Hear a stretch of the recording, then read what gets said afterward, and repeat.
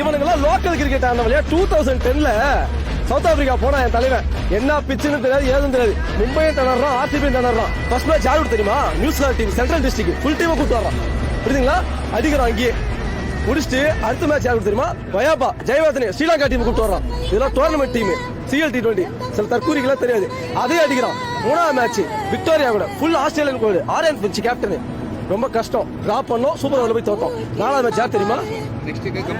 நாலாவது match warriors south Africa team, அவனையும் அடிச்சோம். ஓகேங்களா? ஆனா வாரியர்ஸ் என்ன பண்ண தெரியுமா?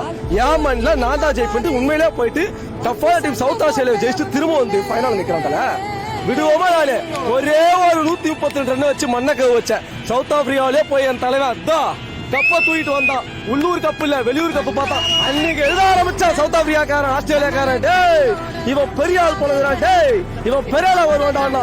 அடுத்த வருஷம் வேர்ல்டு கப்பு என்ன கப்பு பார்த்து பார்த்து பார்த்து எங்க ஃபேன்ஸுக்கு வெறுத்து போச்சு. திடீர் இந்த கப்பு இந்த வருஷம் வந்து கப்பு இல்லைன்னு எங்க ஆளுங்க கொஞ்சம் திருப்தி இல்லை, மனசு கஷ்டம். அதனால கொஞ்சம் ட்ரால் பண்ண ஆரம்பிச்சானுங்க. மற்றபடி எங்க CSK ஃபேன்லாம் தலைவர் விட்டு கொடுக்க மாட்டாங்க. எங்க தலைவர் பண்ண தப்பு 3 வருஷத்துக்கு ஒரு கப்பு, 3 வருஷத்துக்கு ஒரு கப்பு, 3 வருஷத்துக்கு ஒரு கப்புன்னு வாங்கி கொடுத்தாரு. எங்க ஆளுங்களும் பார்த்து பார்த்து பார்த்து அடடே கப்பு அது ஈஸின்னு போல வச்சுக்கிறானுங்க. Download ShareChat.